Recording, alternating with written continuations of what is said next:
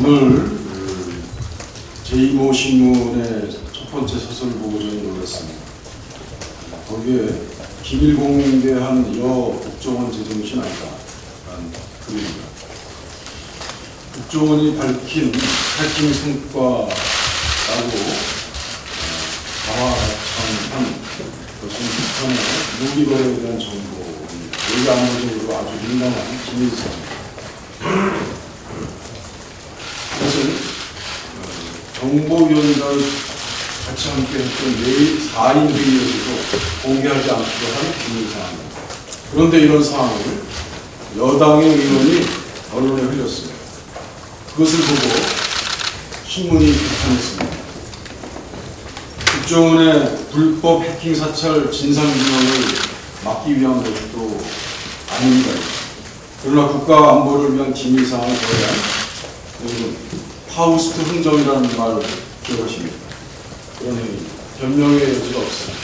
국정원은 국가보안, 애국심, 안보를 무기로 불법 해킹 사건을 덮으려고 하고 있는 이 시대, 이때 누구에게는 로맨스, 누구에게는 불법 불륜이라고 하면 이 말에 적용이 되겠습니다. 새누리당 김무성 대표가 미국을 방문하면서 부적절한 언행으로 우리를 놀라게 하고 있습니다. 시도 때도 없는 큰절 퍼포먼스, 이것은 최소한의 품격도 외교적 소양도 아닙니다. 김 대표는 우리에게는 역시 중국보다는 미국이다 라면서 미국은 유일한 대체 불가능한 국보적 동맹이다 이런 말을 했어요. 다른 나라에 대한 직설적 언급, 비교는 금물이라는 외교의 알파, ABC도 모르는 이런 말입니다. 대권 행보를 위한 계산된 발언이라고 보기에도 이것은 후문이 없이 질이 났습니다. 집권 여당 대표가 갖춰야 할 외교적 정책의 소양에 오른 큰 거리가 있습니다. 박근혜 대통령이 최근에 임기 내내 중국과의 관계를 공을 들이고 있는 사실도 알고 있지 않겠습니까? 그것과도 거리가 멉니다. 김 대표의 불신에게는 표는 얻어도 국익은 잃는 마이너스 의료입니다. 새누리당이 보수층을 결집시켜서 총선을 준비하려는 의도를 가진 것 아닌가라는 또 의문도 같습니다. 김 대표는 방미 중에 진보 좌파의 준동으로 대한민국의 미래가 어떻게 될지 걱정하며 느닷없이 나라를 걱정하면서 동네 갈등을 부치지 못하기도 했습니다.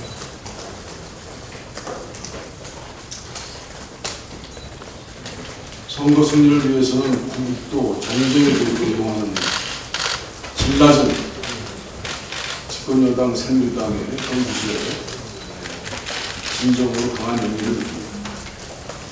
국내 5위 재벌그룹 롯데에서도 형제난이 발생했습니다. 형이 아버지를 내세워서 동생을 상대로 친이크를 일으키고 또 동생은 반대를 선고해서 형과 아버지까지 물러나게 만들었습니다. 국민 무서울 줄 모르는 재벌의 민낯이 연일 일어나고 있습니다. 롯데만이 아니지 않습니다. 거의 모든 재벌에서 이런 상속 경영권 승계에서 그룹상정을 벌이고 있는 것입니다. 한국의 재벌 기업이 꺼진 신호등이라는 것을 알려주고 있습니다. 사실 기업 구조가 완벽하지는 않지 않습니까? 그렇기 때문에 신호등이 고장날 수는 있습니다. 문제는 우리나라의 재벌들이 사는 세상에는 신호등이 모두 다 꺼져 있는 것입니다. 재벌들의 세상에서 신호등은 질서를 잡아주는 역할을 하지 못하고 있습니다. 법도, 공권력도, 국민이 지켜야 되는 법에 재벌 앞에서는 이 고장난 신호등의 역할만 하고 있는 것입니다. 제2차 세계대전이 끝나면 독일의 사상가 아도르노는 스스로 이렇게 질문을 던졌습니다. 무엇을 위해 아직도 철학이 필요합니다. 전쟁의 참혹함과 인간의 극악함은 2500년 동안 지속된 철학을 향해 비난과 요구를 동시에 던져주었습니다. 도대체 그동안 무엇을 했는가? 라고 비난하고 앞으로 무엇이든 해야 하지 않겠는가라고 요구하기도 했습니다. 저는 롯데 사태를 보면서 과거를 떠올렸는데 이것은 좀 오바입니다. 이 불쌍스러운 재벌 세상을 보면서 이런 물음을 던집니다. 무엇을 위해 아직도 경제민주화가 필요합니까? 이상입니다. 네, 이어서 전정환 최고위원의 발언 듣겠습니다.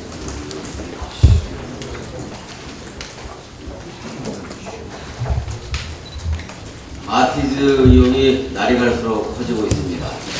마티즈 의혹은 국정원 해킹 사찰 의혹의 실체를 규명할 수 있는 매우 중요한 단서라는 것을 이미 여러 차례 밝힌 바 있습니다.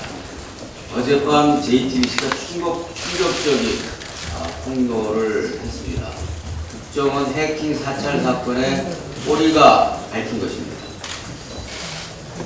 마티즈는 22일이 아닌 사망 다음 날인 19일 날 폐차되었다는 오해였습니다. 폐차를 시킨 주체는 가족이 아니라 오래된 국정원 타이어 납품업체, 즉 국정원이었습니다. 국정원 해킹 사찰 의혹의 중심 인물 사망 사건의 주요 증거물인 이 마티즈가 어떻게 수사경찰의 지휘도 없이 허락도 없이 폐차될 수 있는 것입니까? 더욱이 수사가 끝나기도 전에 경찰의 기존 주장은 새빨간 거짓말이 되어버렸습니다. 불법 해킹 사건의 발생에서부터 사후 대응, 심지어 일 과장의 죽음과 발견, 마티즈의 처리까지 국정원의 냄새가 너무 진하게 풍기고 있습니다. 이제 경찰과 국정원의 주장은 콩으로 매주를 쓴다 해도 못 믿게 되었습니다. 그것은 스스로가 자초한 일입니다. 의혹은 또 다른 의혹을 낳고 있습니다. 국정원과 경찰이 더 이상 국민적 의혹을 받기 싫다면 우선 마티즈 부인과 폐차에 대한 전모와 진실을 조속히 밝힐 것을 강력하게 요구합니다. 국정원이 처음 한 해명은 임 과장은 일개 기술 책임자였습니다. 그러나 불과 며칠 사이 특별한 설명도 없이 임 과장이 혼자 다 한 일이 되어버렸습니다. 그가 최고 책임자이자 최종의 지휘자이자 마이더스 손으로 멀변했습니다. 그리고 그의 죽음으로 진상을 다할 수 없게 됐다라고 이야기를 하고 있습니다. 이 말을 누가 믿겠습니까? 폭로된 이메일에서 자주 등장하는 보스, 쉬, 이것은 대체 누구를 말하는 것입니까? 2012년 대선 직전 추가 라이센스 30개를 급히 요청할 때 나나테크는 해킹팀에게 추가 내용에 대해 고객의 보스에게 보고해야 한다라고 쓰고 있습니다. 이것은 고객의 보스는 국정원의 상관을 의미하는 것이라는 점은 삼척동자도 다 알 것입니다. 계약과 관련되어 자주 등장하는 쉬는 아마도 구매 담당 책임자로 충분히 추론할 수가 있습니다. 지시와 보고 및 계약과 관련된 사람이 여러 명이라는 것이 이 이메일을 통해서 드러난 명백한 증거입니다. 임 과장 팀이 5명이라는 사실도 이미 보도가 된 바 있습니다. 그러자 나머지는 거의 역할을 하지 않았기 때문에 그들을 밝힐 필요조차 없다고 발뺌을 해서오고 있습니다. 그런 규모의 일을 팀원 없이 일개 기술자 혼자 했다는 말을 믿을 국민은 아무도 없습니다. 정황들을 종합하면 국정원은 윗선과 그리고 그 윗선을 숨기기 위해 모든 행위를 말할 수 없는 죽은 자에게 전가하고 있다는 의심을 지울 수 없는 것입니다. 국정원이 진상규명 협조 의지가 조금이라도 있다면 보스, 쉬, 그리고 O-1 요원의 미스테리를 국민들에게 소상하게 밝히고 시원하게 자백해야 할 것입니다. 롯데그룹이 경영권 승계를 놓고 막장 권력상쟁을 벌이고 있습니다. 한국 재벌 대기업의 본질적인 명패가 고스란히 드러나고 있습니다. 재벌 3세 리스크란 용어가 요즘 언론과 금융가에 회제되고 있습니다. 우리나라 재벌의 비정상적인 승계의 위험을 일컫는 말입니다. 아무 검증도 안 된 채 경영에 참여하고 삼성 엘리엇 사태에서 보듯이 적은 지분으로 기업 전체를 지배하기 때문에 외부 위험에도 항상 노출되어 있는 실정입니다. 좋든 싫든 재벌과 대기업은 우리 국가 경제의 핵심 축이 되어 있습니다. 그런데 지금 재벌의 문화는 참으로 후진적입니다. 주식회사를 총수일가 개인 소유물로 여기거나 스스로 공권영주식으로 분립하기도 한다고 합니다. 기업 역량을 세계적 경쟁력 강화에 쏟는 대신에 승계권 다툼에 올인하는 모습은 매우 참담하고 민망한 모습입니다. 이런 모습은 왜 재벌개혁이 필요한지를 역설적으로 보여주고 있습니다. 후진적 경영 행태가 기업 리스크를 넘어서 국가 리스크로 확대될 수 있다는 점을 깨달아야 할 것입니다. 재벌 중심의 경제 구조를 가진 우리 대한민국 경제는 재벌이 바로 서야 경제가 건강해질 수 있습니다. 정부와 여당은 심각한 현 경제 위기의 원인을 노동시장 경제성 탓으로만 돌리고 재벌과 대기업에게만 유리한 반노동적 노동개혁만으로 밀어붙이려 하고 있습니다. 노동 쪽에만 일방적인 희생을 강요하고 전담시키려 하고 있습니다. 우리 경제가 위기를 극복하고 제대로 발전하려면 노동개혁도 필요한 부분이지만 재벌개혁도 못지않게 중요함을 이번 롯데그룹 왕자인 안에서 다시 한번 보여주고 있습니다. 우리 경제의 근본적 체질 개선과 지속 가능한 발전을 위해서 노동과 재벌, 동반 개혁이 불가피하다라는 점을 다시 한번 말씀드립니다. 박근영 씨가 한 말은 입에 담기조차 치욕적입니다. 대통령 친동생으로서는 더더욱이 매우 부적절합니다. 대일관계를 위해서도 국민의 대일감정을 고려해서도 완벽한 자살골이고 이것을 친일이라고 하지 않으면 무엇이라고 말할 수 있겠습니까? 불가피하게도 그리고 유감스럽게도 대통령의 입장 표명이 불가피해졌습니다. 대통령은 자신의 친동생의 입장에 대해서 분명한 입장을 밝혀줄 것을 요청합니다. 네, 이어서 오영식 최고위원의 발언이겠습니다.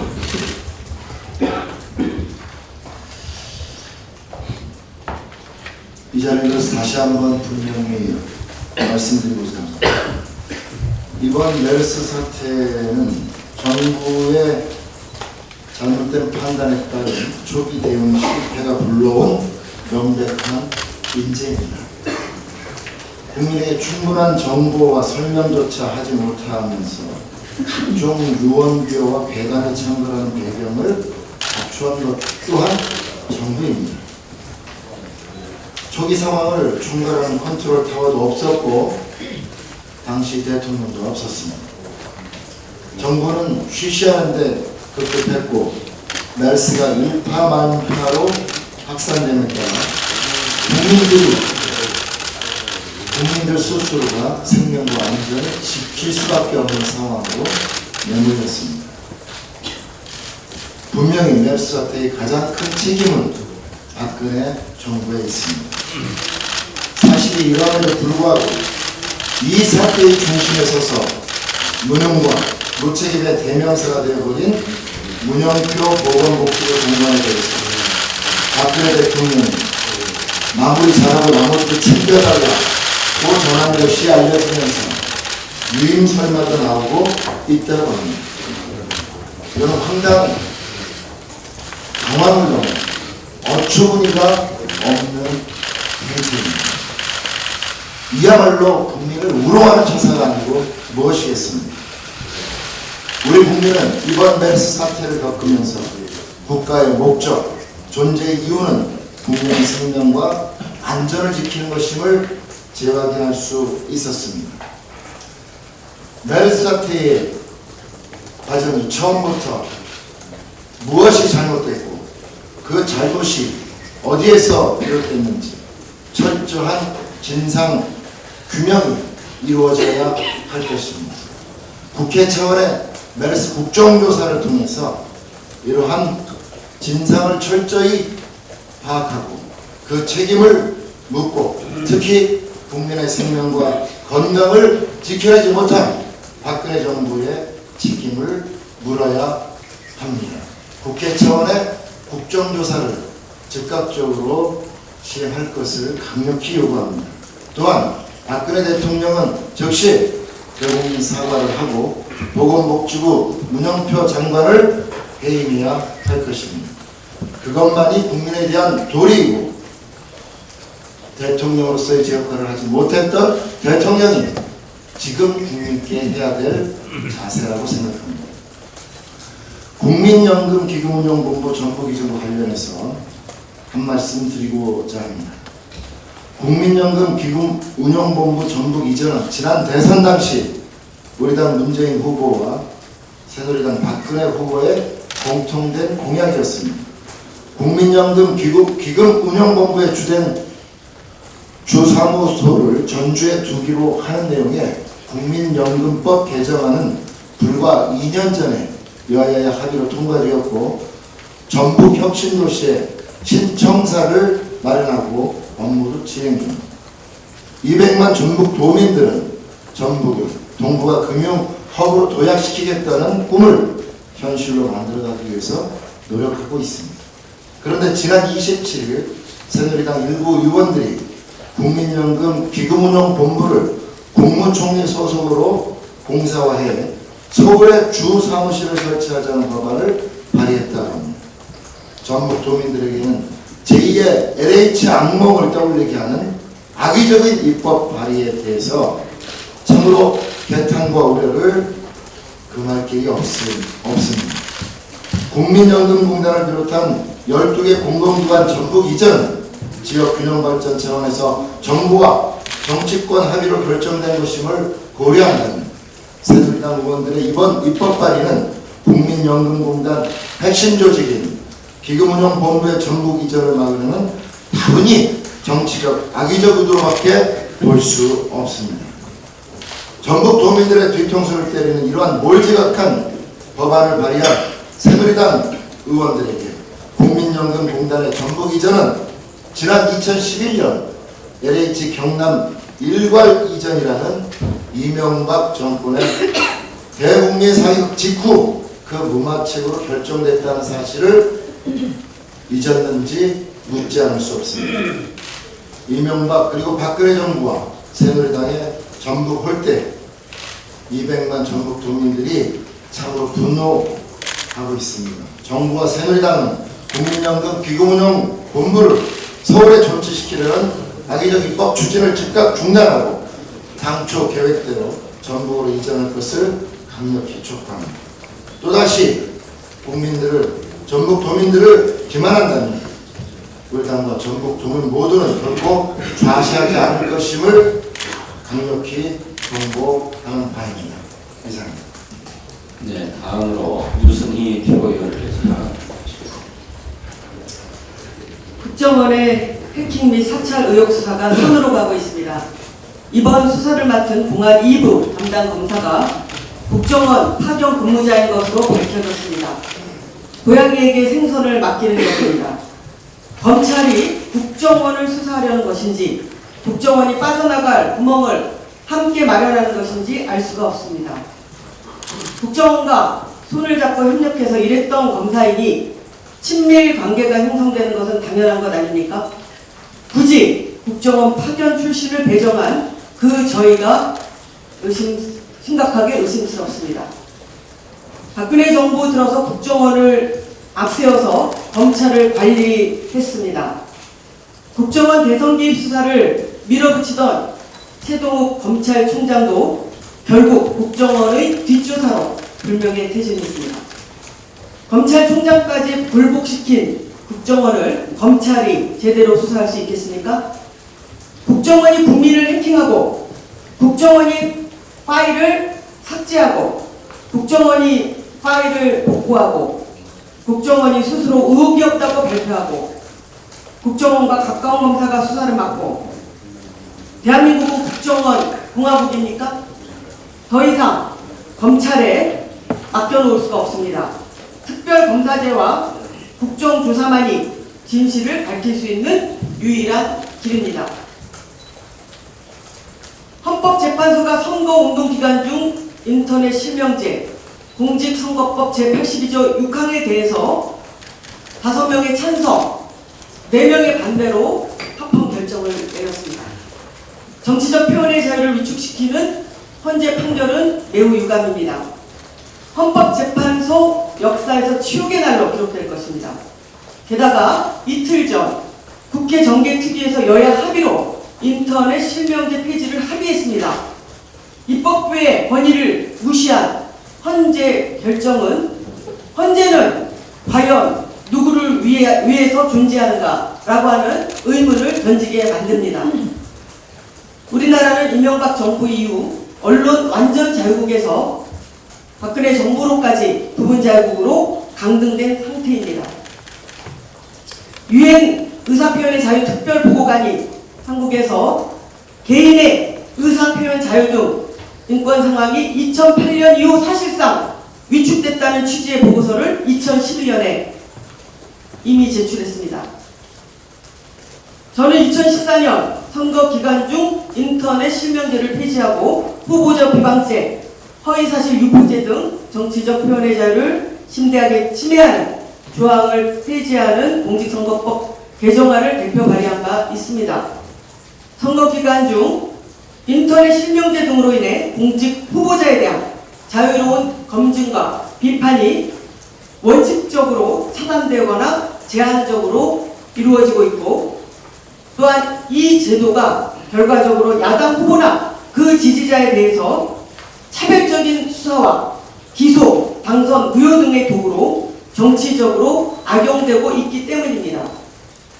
결과적으로 국민의 자유로운 정치 참여와 표현의 자유를 극히 제한하고 통제하는 기제로 악용되는 것입니다. 헌법재판소는 인터넷 실명제를 이미 위헌으로 결정한 바 있습니다. 그러니 얼마나 이것이 모순되는 결정입니까? 불법 정보로 인해 피해자가 생겨도 다른 기술을 통해서 얼마든지 가해자를 가려낼 수 있기 때문에 실명제를 폐지해도 무방합니다. 헌법재판소의 합헌 판결에 대해서 다시 한번 유감을 표명하며 새정치민주연합의 표현의 자유 특별위원장으로서 그리고 최고위원으로서 선거 기간 중 인터넷 실명제 폐지를 당론으로 결정하고 이번 정개특위에서 법 개정을 추진하자고 제안 드립니다. 이상입니다. 네, 이어서 추미애 최고위원께서 발언하시겠습니다.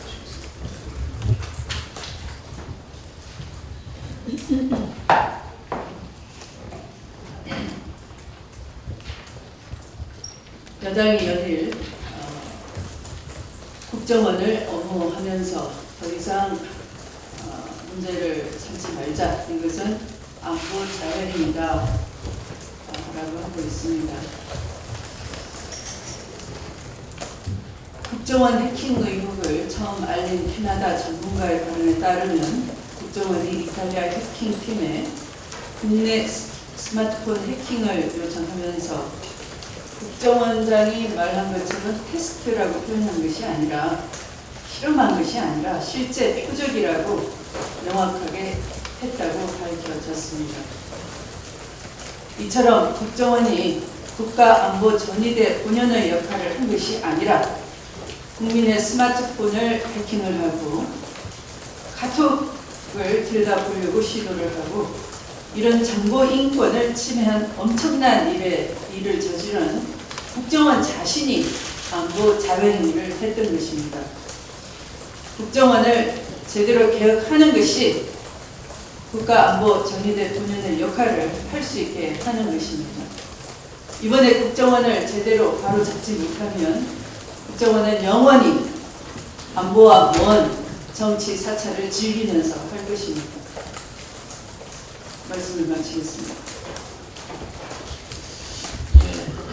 더 이상 발언이 없으시므로 내일 비공개로 전환합니다.